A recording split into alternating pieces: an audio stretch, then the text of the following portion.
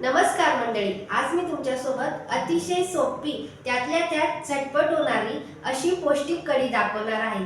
ही कढी तुम्ही भातासोबत, भाकरीसोबत, चपातीसोबत कशाही सोबत खाऊ शकता, इतकी सुरेख होती। मग ती कशी बनवायची तेच मी तुम्हाला पुढे सांगणार आहे। चला व्हिडिओला सुरुवात करूया।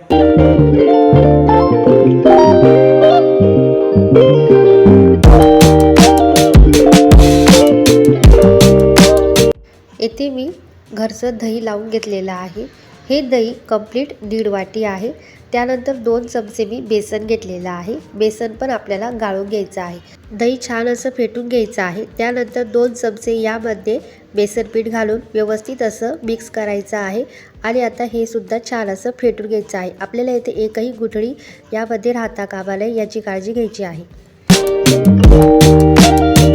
येथे संपूर्ण गुठळ्या आपण काढून घेतलेल्या आहे। दही छान असं फेटले गेलेलं आहे। आता यामध्ये गरजेनुसार पाणी घालायचं आहे। तर यामध्ये मी कंप्लीट 1.5 वाटी पाणी घातलेलं आहे। आपल्याला इथे दही पातळ करायचं नाही आहे, फक्त आपल्याला इथे घट्टसर दही ठेवायचं आहे। पण त्यामध्ये बेसन पीठ सुद्धा व्यवस्थित असं मिक्स व्हायला हवं इतपत आपल्याला पाणी घालायचं आहे आणि थोडं नॉर्मल आपल्याला घट्ट ठेवायचं आहे। तर मी 2 वेळा यामध्ये पाणी घातलेलं आहे। व्यवस्थित अशी याची लेवल चेक करून घेतलेली आहे आणि व्यवस्थित असं हे घट्टसर दही आपलं तयार आहे। आता आपण कढी करायला घेऊया। कढईमध्ये 1 पळी तेल घालायचं आहे। यामध्ये 1 चमचा राई आणि 1 चमचा जिरं घालायचं आहे। जिरं मोहरीची छान अशी फोडणी द्यायची आहे। माझ्याकडे इथे कढीपत्ता अवेलेबल नव्हता, तुम्ही कढीपत्ता सुद्धा या स्टेजला घालू शकता। तर इथे व्यवस्थित असं जिरं मोहरीची फोडणी दिली गेलेली आहे। आता यामध्ये आपल्याला लसूण घालायचं आहे। लसूण आपण ओबडधोबड बारीक चिरून घेतलेला आहे। त्यानंतर यामध्ये 3 हिरव्या मिरच्या घालायच्या आहे। भरपूर अशी कोथिंबीर घालायची आहे। व्यवस्थित असं मिक्स करायचं आहे। आता ही आपली फोडणी फायनल अशी रेडी झालेली आहे। फोडणी दिल्यानंतर यामध्ये अर्धा चमचा हळद घालायचा आहे। व्यवस्थित असं मिक्स करून घ्यायचं आहे। फोडणीमध्ये फेटलेलं दही घालायचं आहे।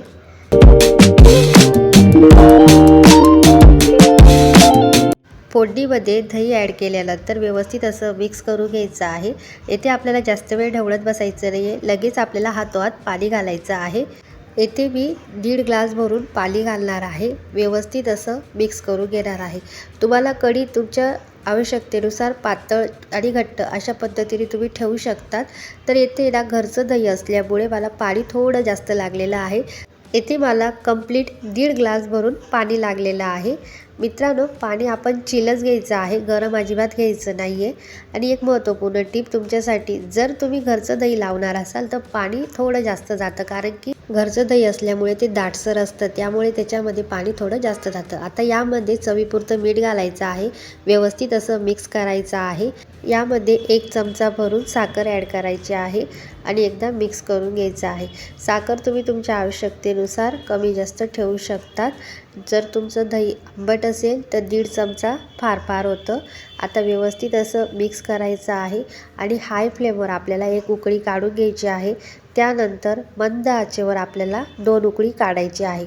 एक महत्त्वपूर्ण टिप तुमच्यासाठी, कढी फुटू नये यासाठी आपल्याला सुरुवातीला हाय फ्लेमवर 1 उकळ काढायची आहे आणि नंतरच्या ज्या 2 उकळ आहे त्या आपल्याला स्लो फ्लेमवर होऊ द्यायचं आहे, जेणेकरून आपली कढी आपोआप घट्ट होत जाते आणि स्लो फ्लेमवरती अजिबात फुटत नाही। आणि सर्वात महत्त्वाचं म्हणजे की जर घरचं जर दही असलं तर कढी फुटण्याचे अजिबात चान्सेस नसतात। फक्त तुम्हाला प्रमाण योग्य प्रमाणामध्ये घ्यायचं आहे। जास्त बेसनही व्हायला नको आणि जास्त दहीही व्हायला नको, दोघांचा रेशो व्यवस्थित ठेवा। 1.5 वाटीला 2 चमचे अशा पद्धतीने ठेवायचं आहे। तर तुम्ही बघू शकता मस्त अशी आपली कढी दाटसर झालेली आहे। मंद आचेवर ही कढी होऊ द्यायची आहे। आता मी सुरुवातीची हाय फ्लेमवर 1 उकळ काढलेली आहे आणि तुम्ही बघू शकता घट्टसर कढी आपल्याला इथे मिळालेली आहे। अजिबात तरी इकडे तिकडे झालेली नाही आहे। अतिशय स्लो फ्लेमवर 2 उकळ काढून घ्यायची आहे आणि व्यवस्थित पद्धतीने तुम्हाला ही कढी भेटू शकते। मित्रांनो, अशा पद्धतीने खूप बारीक सारीक टिप्स मी तुमच्यासोबत शेअर केलेल्या आहे आणि कढी बघू शकतात त्यातल्या त्यात कढीला छान असा कटही सुटलेला आहे। तर ही कढी इतकी सुरेख झालेली आहे, मी तुम्हाला शब्दात सांगू शकत नाही। आता एक झाकण ठेवायचं आहे आणि एक वाफ काढून घ्यायची आहे, जेणेकरून ही छान अशी दाटसर होईल. तर तुम्हाला मी फायनल अशी कढी दाखवते.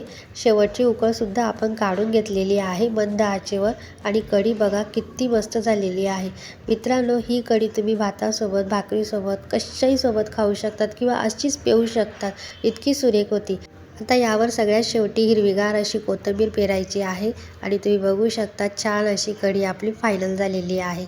अशा पद्धतीने मित्रांनो, पहिल्याच प्रयत्नामध्ये तुमची कढी अतिशय सुरेख होईल.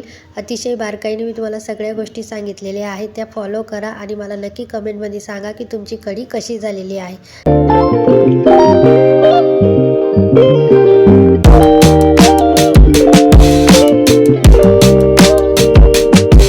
तुम्हाला ही झटपट कढी कशी वाटली मला नक्की कमेंटमध्ये सांगा. व्हिडिओ थोडा जरी आवडला असेल तर लाईक करा, शेअर करा, कमेंट करा. चॅनलवरती जर नवीन असाल तर सबस्क्राईब करायला विसरू नका. भेटूया एका नवीन व्हिडिओमध्ये. तोपर्यंत मस्त राहा, स्वस्त राहा आणि खात राहा. धन्यवाद. रामकृष्ण.